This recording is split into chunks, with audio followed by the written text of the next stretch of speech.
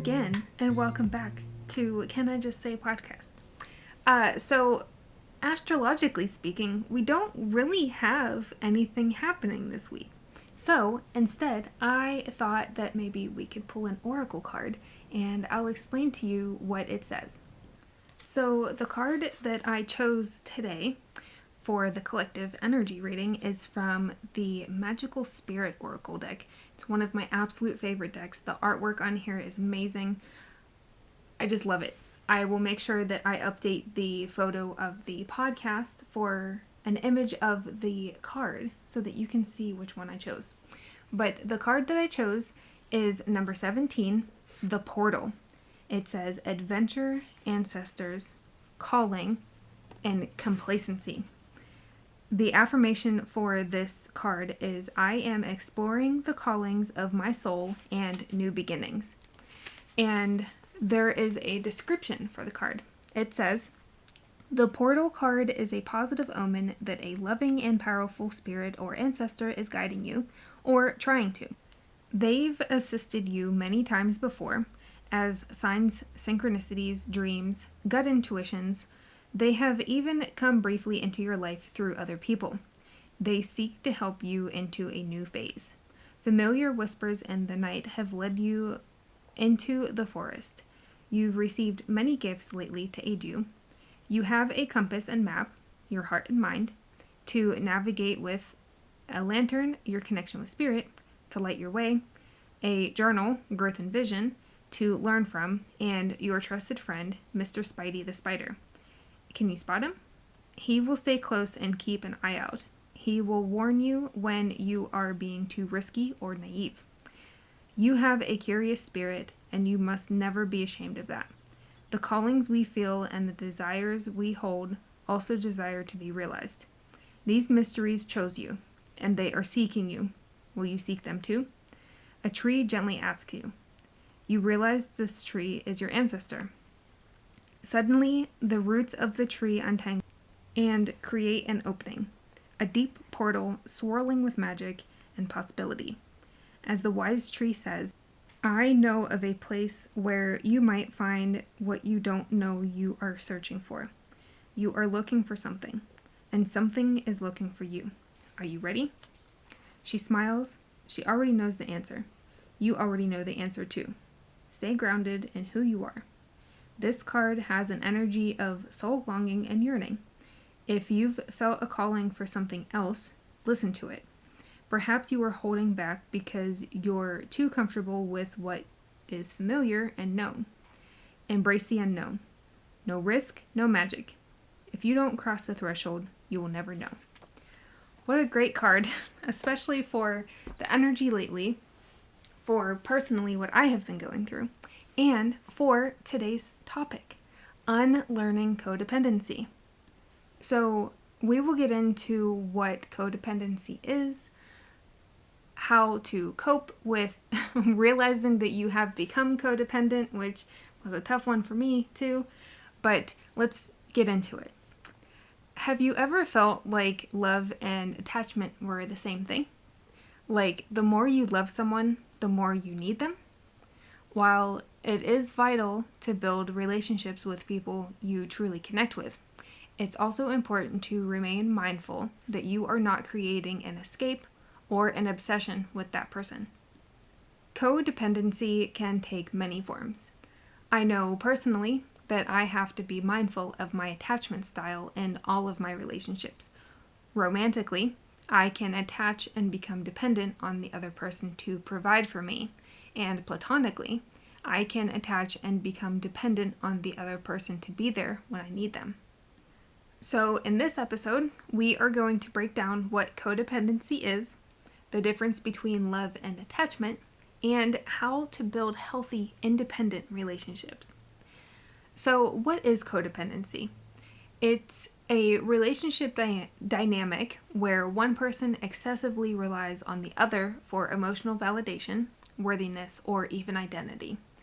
While that is just the basic definition of the word, there are signs to tell you you may be codependent or in a codependent relationship. People-pleasing And fear of disappointing or upsetting the other person can be one of the first signs that we notice. You may feel responsible for their emotions or their well-being. If they're in a bad mood, you're in a bad mood. Or it may feel unsafe to be in a good mood or share good news when they are in a bad mood. We can begin to obsess about what their response will be like. Will they respond at all? Do I need their reaction to this news to match how I feel about it? This in turn often makes us sacrifice our own boundaries to keep the peace or to keep ourselves small. We don't want to make them feel like we are successful when they are not feeling successful themselves. We don't want to feel like we are gloating when they may have had a stressful week. All of this can stem from early childhood experiences where you had to be the caretaker for your parents or yourself. Walking on eggshells, always being mindful of how your mother might explode if she has to take on one more thing, or how your father might yell at you if you got a C on a math exam. These are ways that may have made you feel like you had to earn love when you were young. If you did well in school, your parents weren't mad. For myself, I know my parents rarely allowed me to celebrate my achievements. It tended to sound something like, "That's great, but here's where you can improve." See, it does pay off when you study. Things like that. Instead of recognizing and acknowledging that I was a smart kid to begin with. Fear of abandonment and rejection can cause us to become codependent as well. It's tough to feel alone, so we adapt to meet other people's needs. And this is people-pleasing again. There is also the societal conditioning that self-sacrifice equates to love. You have to be willing to do anything for the person you love, even if it means making yourself uncomfortable to do so. This leaves no room for autonomy or compromise within your relationships, and in turn, you continue to attract people who will take advantage of your willingness to do whatever they want or say. So let's look at the difference between love and attachment. Attachment looks like anxiety around losing the other person, needing constant reassurance that they care about you, and needing to control every part of the relationship by trying to predict what will happen. It's an unhealthy desire to possess or to be possessed. That idea of not being able to be happy without them. On the other hand, love looks like having the freedom to be your own humans while trusting that they support you to be, and you them. It's a choice rather than a need. You love this person not because of something they can provide or do for you, not for the reassurance that you are lovable or needed. Simply loving them for the sovereign human they are that inspires you to be your authentic self in return. Here's a question to ask yourself if you are unsure of your position in a relationship. Do I feel secure in this relationship, or do I feel like I need constant validation? When we fear losing someone, we can become clingy and want to hold on to them by any means possible. The panic sets in of, oh no, what if I lose them? What if they stop loving me? This shifts from us loving them to just being afraid of losing them.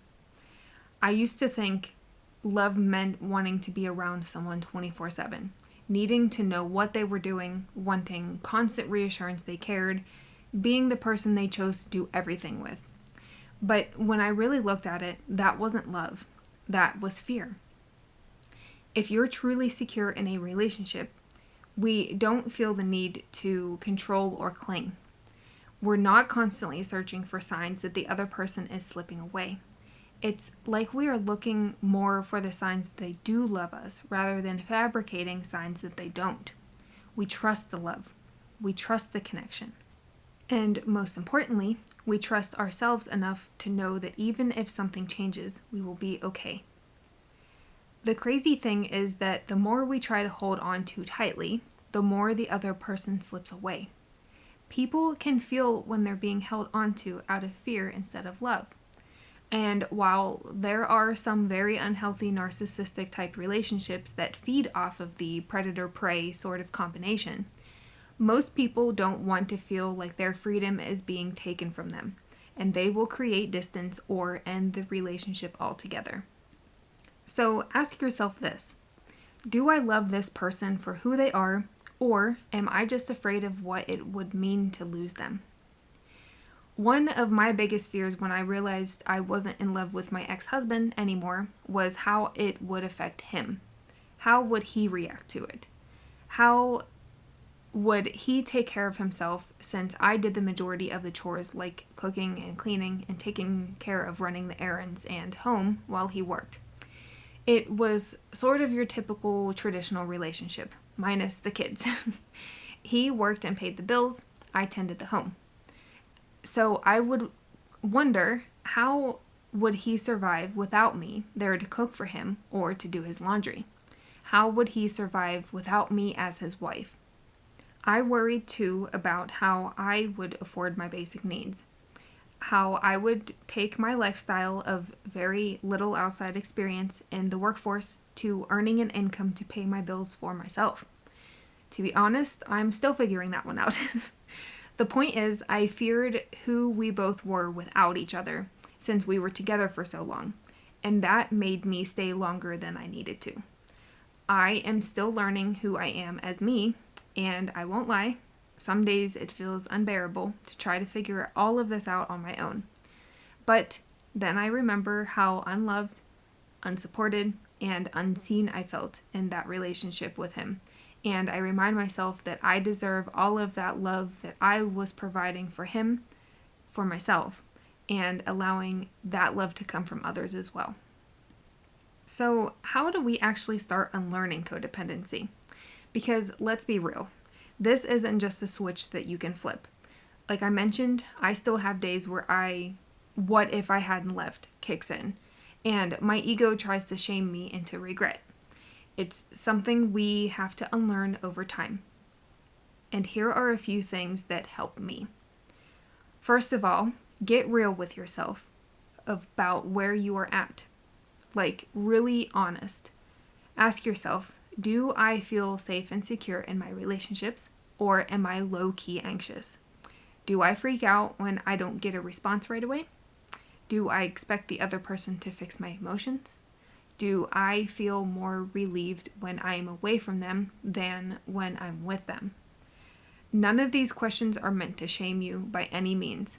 Like I've mentioned, I am still unlearning all of these dynamics myself and learning how to accept these parts of me with compassion and understanding. But self-awareness is the first step. As you begin to become more self-aware, you will find more layers to peel back along the healing and unlearning journey. I know the term inner child healing gets thrown around a lot, but hear me out. A lot of our attachment issues, as I mentioned earlier, come from our childhood. Whether we had to earn love, weren't given enough or the right attention we needed, or were told love equals sacrifice.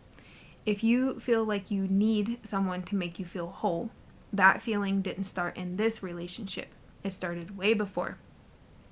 Journaling helps me with this. Therapy is great too. Talk therapy with a friend or a licensed therapist. Even just sitting with those uncomfortable feelings instead of distracting yourself can be life-changing. I have an episode about the difference between sitting with your feelings and distracting yourself away from them.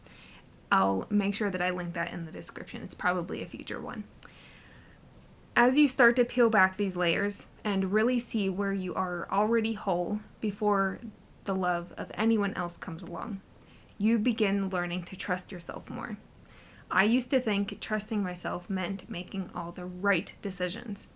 So much so that if I couldn't see a way through the choices I had, I just didn't make any choice at all. Trusting yourself means knowing that even if something doesn't work out, you'll be okay. It means knowing you don't need someone else to complete you. You are already whole. Try this. The next time you feel the urge to seek validation from someone else, whether that's from a text message, through reassurance, or just being around them, pause. Take a breath. Ask yourself, what do I need from myself right now? It sounds so simple, but it helps shift your mindset. Because think about it. You are always there for other people, right? Especially the people you are attached to or that you love. So you have proof that you can show up and offer that support.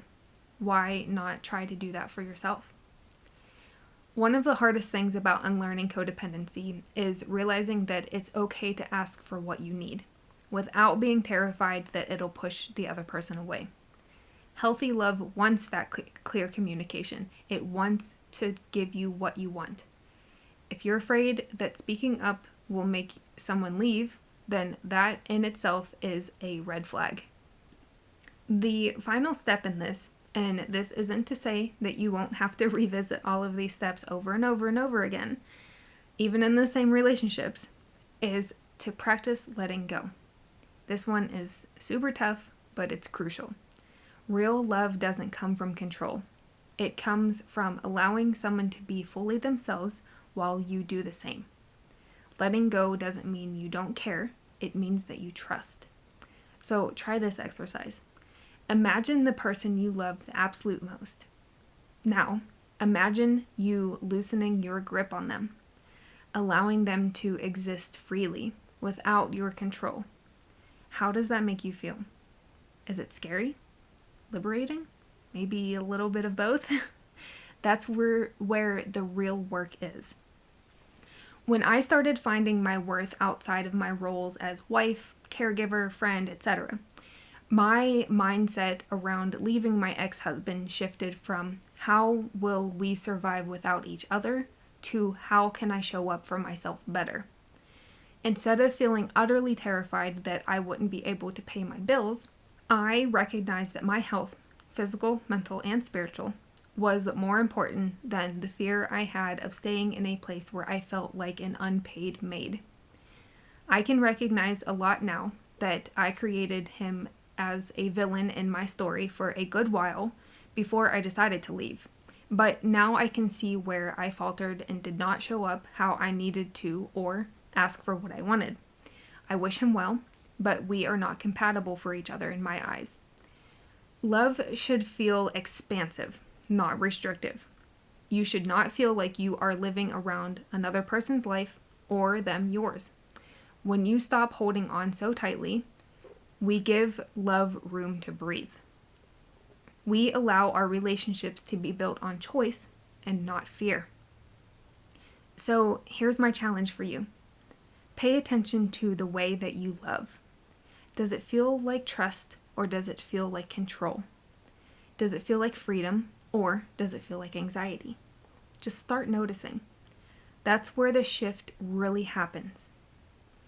And remember, true love doesn't require attachment. It thrives in trust. It flourishes in space. It's choosing each other again and again without needing to. Thank you so much for listening to this week's episode.